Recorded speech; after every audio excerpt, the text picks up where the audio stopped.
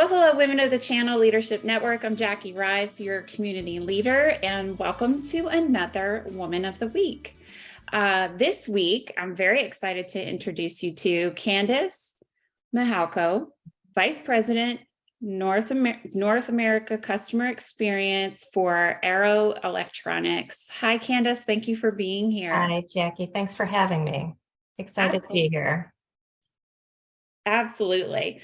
Let's start off with some icebreakers. So if you don't mind sharing where you live and where you grew up, if that's something different.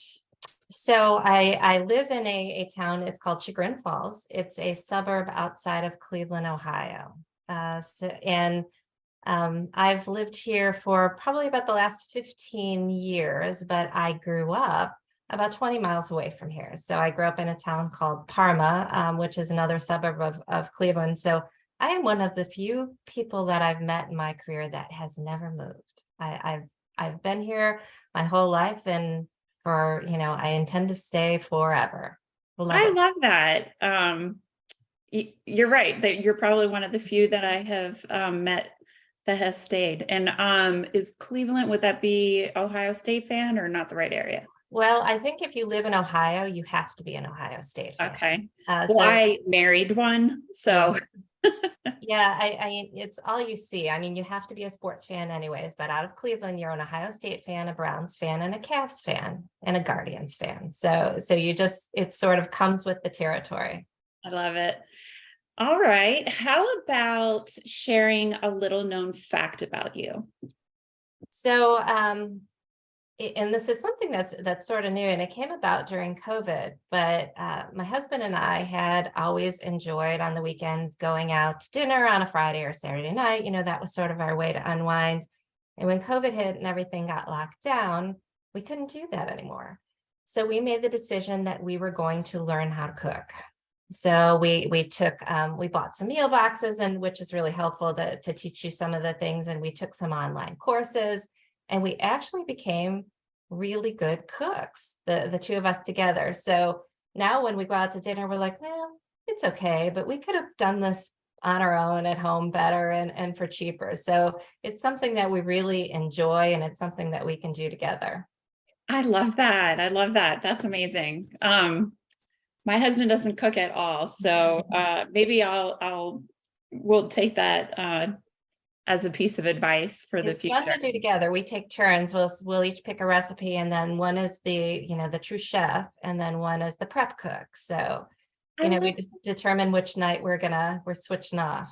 Oh, very cool. Okay. Well, let's talk more about you and your career. So tell me about your career path and how you reached the position you're in today. Sure. So I went to college for a degree in finance. I graduated with a degree in finance, and with full intention to go down the financial analyst, financial planner path. And the first real job I took out of college was with a leasing company, and it was equipment leasing that did have a division around IT leasing. And I took a position as a lease pricer, I guess, if you will. So my job was to analyze IT trends and determine residual values at the end of the lease in order to create a lease price that we would deliver to the customers for the opportunity that they were purchasing. And during the course of that, while I got to leverage, my financial piece of my brain, I created this full appreciation on IT trends and roadmaps and, product life cycles and, competitive solutions and things like that. So it's really started churning to me that this is what I really enjoyed. I enjoyed learning all of that. And, throughout my career there, and I was there for 5 years, throughout my career, I tried to venture out as much as I could to learn other things within the company. I would go to the off-lease equipment brokers, and I'd say, hey, do you mind if I take this, piece of, this mainframe that just came off of lease that is not worth very much, and see if I could, call out and get on the phone with some brokers and see if I could sell it, just to sort of get myself out of my comfort zone and try to get on the phone and be a bit of a salesperson. And I also volunteered to train new hires. So I would train new folks coming in on lease structuring and just to get myself in front of folks and start learning how to speak publicly. And then five years in, our company was acquired by a bank, and the writing was on the wall that my job was going to be ending. So I took a job as an inventory buyer at a distributor company called Pioneer Standard, which was eventually acquired by Arrow. But it was an individual contributor, entry level job. But Arrow was mostly known for Pioneer at the time was mostly known as a components distributor.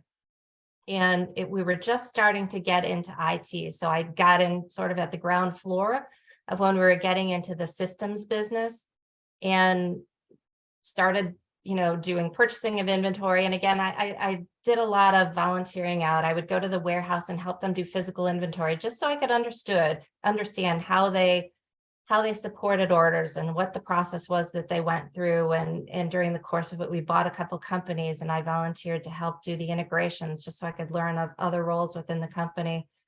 And about 9 months into my job, so not very long, the man that had hired me had taken another job within the company. And so he was leaving and vacating the manager position. And I looked around at all my peers that had been there longer than I had. And I said, so who's going to apply for his job? And they looked at me and said, I really don't have any interest. Nobody really wanted to step up. And I thought, well, I realize I've only been here 9 months and I may not be qualified, but I'm going to do it anyways. I'm going to raise my hand.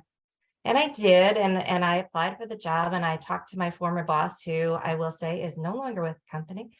But I talked to him and I said, hey, I'm applying for this. Any advice? And he said, well, the advice I'd give you is I think it's great that you applied, but they will never give that job to a woman. And I was livid. I was beside myself. I had never experienced that before. And so I leveraged my network of folks outside of the company, and I interviewed and got another job fairly quickly, and I resigned. And the COO of the company caught wind of this, and to his credit, he called me into his office and said, I want to know what happened. And I explained it to him, and he was beyond angry. He couldn't believe that was something. He was a man that had all daughters and, just really a terrific guy. And he said, look, you should have the opportunity to interview for any position in the company. And if you're qualified, you'll get it. So he put me through a pretty grueling interview process, and he gave me the job. And he became a tremendous sponsor for me then throughout my entire career until he retired, but just a great guy. And so I became the manager of the team, and then eventually moved up fairly quickly to director of operations within the organization, and did my best to help redefine what we did and build out processes. The business was growing significantly at the time, so got the opportunity to understand distribution from all different perspectives. And then this CEO friend of mine tapped me on the shoulder one day and he said, I think it's great. You've done really well, but you need to move to sales. You need to learn another side of the business. You need to see what else is happening. And he was right. And so I moved over to a sales position and became a general manager and business unit director for a sales side, so a line of business, and was able to get a whole different side, a different view. And then a couple of years down the road, I actually quit.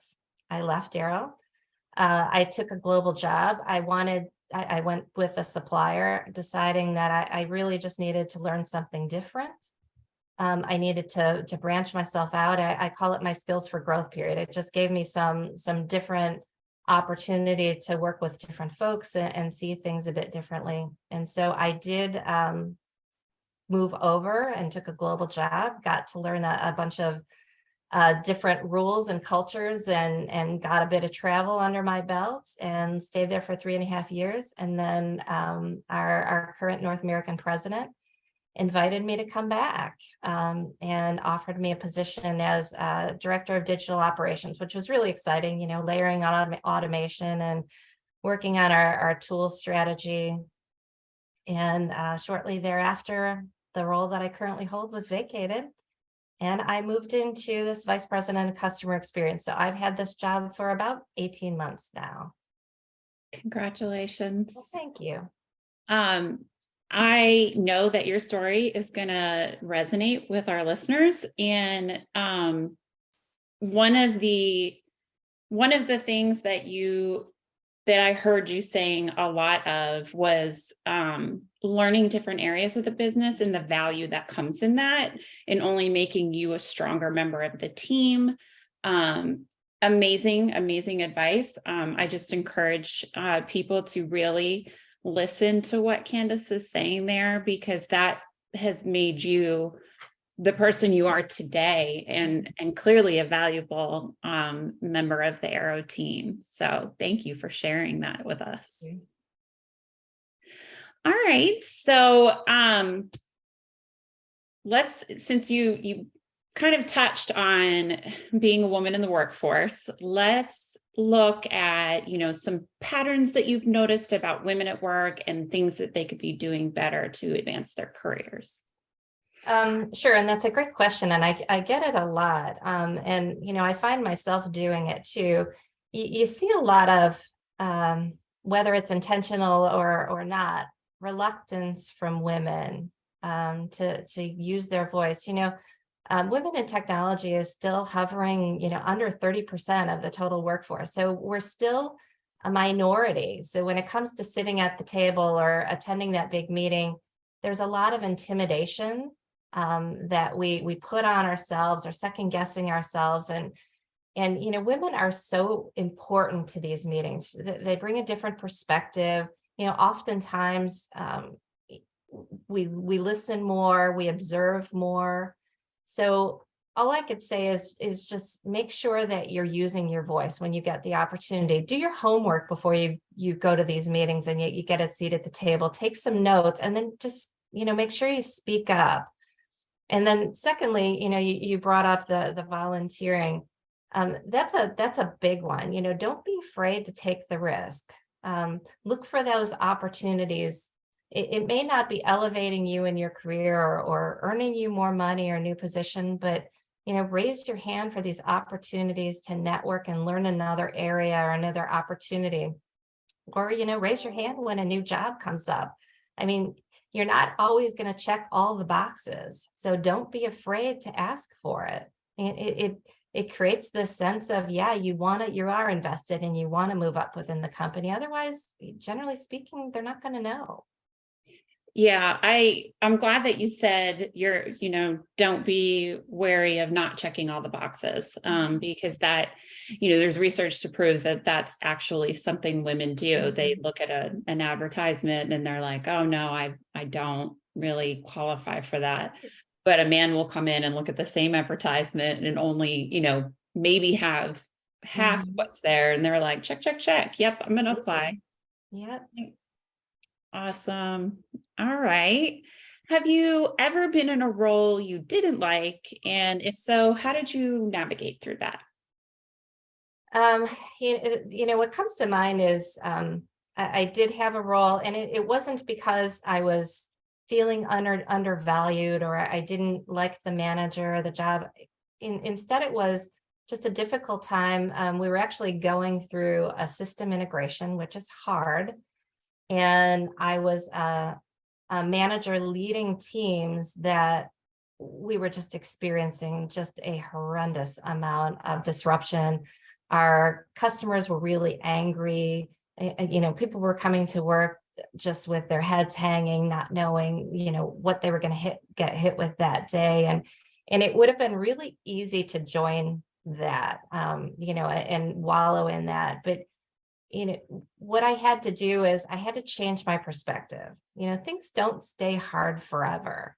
You eventually turn the corner. So you just have to toughen up a little bit and make sure that you're going to get through this. And there's going to be a lot of learnings that you take from it. And especially as a leader, people were constantly watching me. And they're going to mimic the sort of attitude that I would bring to the table. So I took a different spin on it. I smiled more. I openly showed my appreciation to them. I celebrated small wins, and we slowly pushed this rock up the hill and got it to the other side, and we made our way through. But it's just, changing your perspective on things, knowing that it's not forever. You're going to get through it, and you'll be fine, and you'll be happy that you got through it. Great advice. Awesome. We have about a minute, so Okay. we're gonna get one more question in there. And I already feel like you gave a lot of examples, but if you have any additional advice for our listeners on how you differentiate yourself. So, a couple of things that I do, and it's so easy to say things that just, sound sort of trite, and everyone says it, but I really feel it. I'm known for, walking the walk. I make sure that I live up to my commitments. I try to understand what people are going through. I make sure that they always have a voice and are part of the solution. And I try to always have this sense of humility. I don't dominate conversations. I encourage these open exchanges, this inclusion idea of, making sure that everyone knows that they have a voice with me, and they all have great ideas. And I think that sort of helps to differentiate me from other leaders. And I believe it does, just from the little bit that I've gotten to talk to you, Candace. I cannot thank you enough for being willing to have this conversation this week and share a little bit of your story and your authentic self. So thank you again for being here. Awesome. Thanks so much, Jackie. All right, women of the channel, that was another Woman of the Week. We wish you a happy Wednesday. Bye-bye. Bye.